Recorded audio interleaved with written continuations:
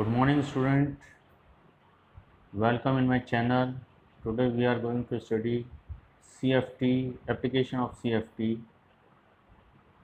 इसमें हम स्टडी कर रहे हैं CFSE का उपयोग, क्रिस्टल फील्ड स्टेबलेशन एनर्जी। इसका क्या उपयोग रहता है? CFT के मानों में CFSE का जो मान है संकुलों के स्थायित्व और उनकी ज्यामिति को समझाने में इसका महत्वपूर्ण योगदान होता है। किसी भी कॉम्प्लेक्स की स्टेबिलिटी को हमको बताना हो तो हम ये देखेंगे कि उसमें उसकी CFSE कितनी है। हम उसकी CFSE को कैलकुलेट करते हैं और जिस कॉम्प्लेक्स की CFSE ज़्यादा होती है वो ज़्यादा स्टेबल है, जिस कॉम्प्लेक्स की CFSE कम है वो कम स्टेबल होता है। जैसा कि टेबल के अंदर बताया गया है, स्क्रीन पर जो टेबल आ रही है उसमें टेबल में बताया गया है कि हाई स्पिन कॉम्प्लेक्स और लो स्पिन जो ऑक्टाहेड्रल फील्ड है और टेट्राहेड्रल फील्ड है, इसके अलावा स्क्वायर प्लेनर कॉम्प्लेक्सेस जो हैं उनकी भी CFSE को हमने यहाँ पर D1 से D10 तक के आयंस के लिए, मेटल आयंस के लिए लिख रखा है। इनका जो संबंध है ऑक्टाहेड्रल स्प्लिटिंग और टेट्राहेड्रल स्प्लिटिंग, इसके अलावा स्क्वायर प्लेनर स्प्लिटिंग के बीच में जो संबंध है वो ये है कि ऑक्टाहेड्रल स्प्लिटिंग है delta O is equal to 4/9 delta T और delta square planar is approximate equal to 1.3 delta O।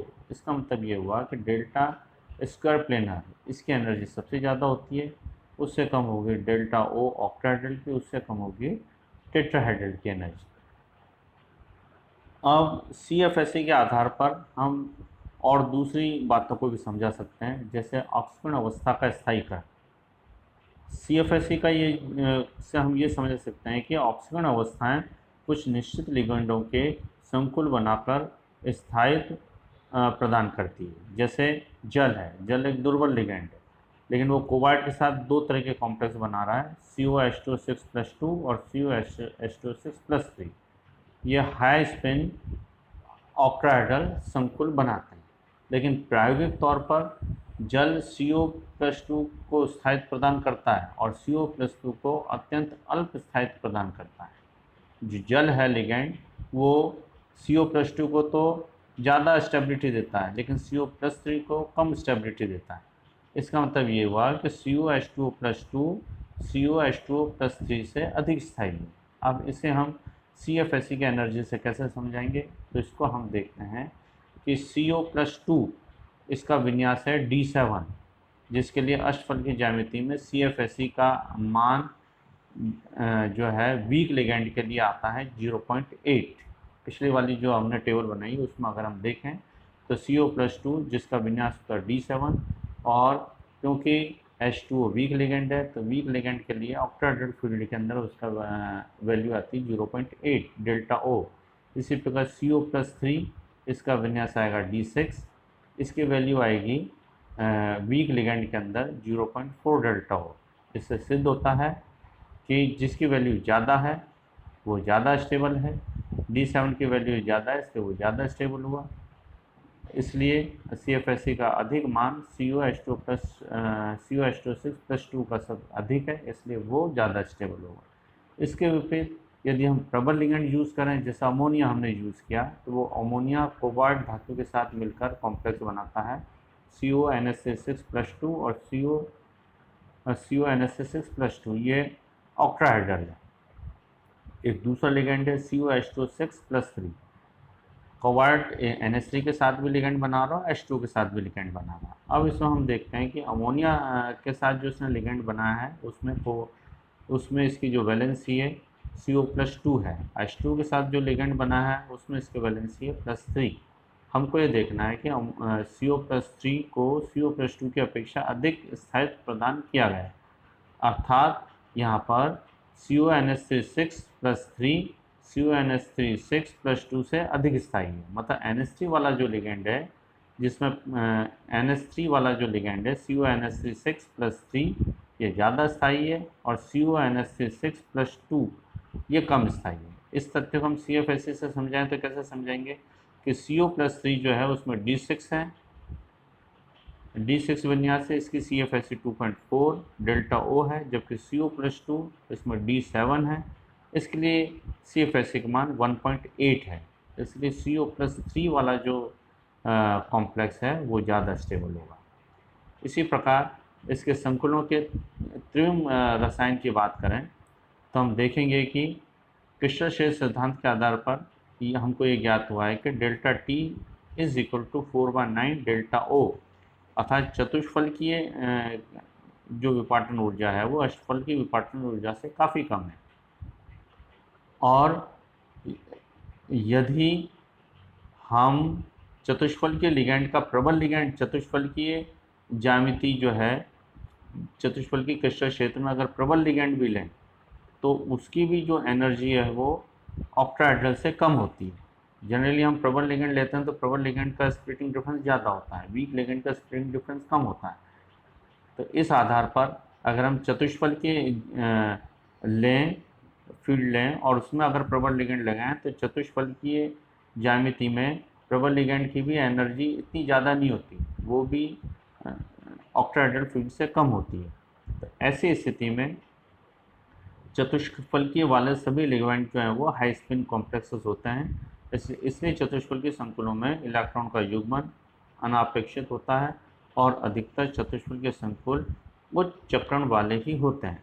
इसे हमने टेबल्स में भी बताया गया है। अतः अष्टफलकीय संकुल अपेक्षाकृत अधिक स्थायी होंगे तथा इनकी संख्या भी अपेक्षाकृत ज़्यादा है। इसका एक कारण यह भी है कि अष्टफलकीय संकुलों में 6 ml बंद होते हैं जबकि चतुष्फलकीय संकुल में 4 ही ml बंद होते हैं। दूसरा एक रीज़न ये भी है कि अष्टफलकीय संकुलों में जो 6 ml बॉन्ड है वो सभी जो है वो ऑन दी एक्सेस है और ऑन दी एक्सेस पर इलेक्ट्रॉन जो डेंसिटी है ऑर्बिटल्स की ज़्यादा है तो रिपल्शन ज़्यादा है। इसी प्रकार जो 4 ml बॉन्ड हैं टेट्राहेड्रल में, तो चारों ml बॉन्ड में से कोई भी जो है वो ऑन दी एक्सेस नहीं है, ना ही वो इन बिटवीन दी एक्सेस है। इसलिए वो जो 5 d ऑर्बिटल है उनके आमने सामने नहीं होने के कारण उनमें जो डायरेक्ट रिपल्शन है वो नहीं होता है, रिपल्शन उनमें कम रहता है, इसलिए उनका भी स्प्लिटिंग डिफरेंस जो है वो कम हो जाता है, इसलिए उनकी रिपल्शन एनर्जी कम हो जाती है। फिर भी यदि D1 तथा D6 विन्यास के लिए दुर्बल लिगैंड क्षेत्र में हाई स्पिन अष्टफलकीय संकुल के बजाय चतुष्फलकीय संकुल बनाया जाए तो CFSE के मान में कमी केवल 0.13 डेल्टा ओ ही होती है। ऐसी स्थिति में चतुष्फलकीय और अष्टफलकीय दोनों संकुल ही निर्मित होते हैं। इसे हम CFSE के मानों के से इसको हम समझा सकते हैं। जिनका CFSE का मान ज़्यादा होगा वो ज़्यादा स्टेबल होंगे, जिस कॉम्प्लेक्स का CFSE का मान कम होगा वो कम स्थायी होंगे। इसी प्रकार यदि हम देखें यहाँ पर तो हम देखेंगे कि जो स्क्वायर प्लेनर कॉम्प्लेक्सेस हैं उनके CFSE के मान ज़्यादा होते हैं, उससे कम होते हैं ऑक्टाहेड्रल अष्टफलकी के, उससे कम होते हैं चतुष्फलकी टेट्राहेड्रल के मान जो है वो सबसे कम होते हैं।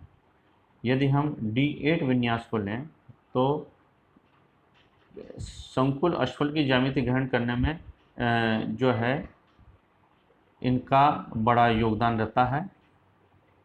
इस बात को हम निम्न चक्रण D8 विन्यास वाले धातु आयनों के संकुलों की वर्गाकार ज्यामिति में से समझ सकते हैं, क्योंकि वर्गाकार ज्यामिति में D8 आयन के लिए अपेक्षाकृत अष्टफलकीय संकुल की तुलना में काफ़ी अधिक CFSE प्राप्त होती है। जैसे माना NiCN4-2, इसकी ज्यामिति चतुष्फलकीय न होकर वर्गाकार समतलीय होती है, क्योंकि इसमें जो CN है वो स्ट्रॉन्ग लिगैंड है। स्ट्रॉन्ग लिगैंड होने के कारण जो अंतिम 2 इलेक्ट्रॉन हैं स्प्लिटिंग डिफरेंस अधिक होने के कारण अंतिम 2 लिगैंड दोनों के दोनों DZ² ऑर्बिटल में ही आते हैं और उसकी एनर्जी D²Y² की एनर्जी अधिक हो जाती है। इसलिए अधिक होने के कारण उस पर जो 2 वो लगे हुए हैं लिगैंड वो अलग हो जाते हैं। तो ऐसे स्थिति में NiCN4-2 की ज्यामिति चतुष्फलकीय न होकर वर्गाकार समतलीय होती है, जबकि NiCl4-2 तो चतुष्फलकीय है। परंतु यह ध्यान रखना चाहिए कि प्रथम संक्रमण श्रृंखला के धातु आयनों के लिए प्रबल लिगैंड से निर्मित संकुल ही वर्गाकार समतल ज्यामिति उत्पन्न कर सकते हैं, क्योंकि प्रबल लिगैंड ही इलेक्ट्रॉन का युग्मन कर D8 विन्यास के लिए अधिक CFSE मान दे सकते हैं। परंतु भारी धातु आयन के साथ दुर्बल लिगेंड भी वर्गाकार संरचना बना सकते हैं, जैसे PdCl4-2, PtCl4-3 आदि की वर्गाकार संरचना है।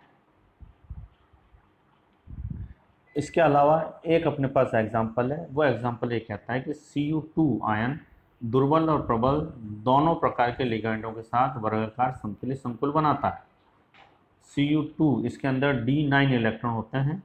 ये दोनों चाहे लिगेंड वीक हो या स्ट्रांग हो, दोनों के साथ ये स्क्वायर प्लेनर कॉम्प्लेक्स बनाता है, चतुष्फलकी और अष्टफलकी नहीं बनाता। इसका रीज़न ये है कि स्क्वायर प्लेनर कॉम्प्लेक्स के अंदर इसकी CFSE एनर्जी होती है 1.22 डेल्टा, जबकि अष्टफलकी और चतुष्फलकी ज्यामिति के लिए CFSE का मान 0.18 व 0.6 डेल्टा है।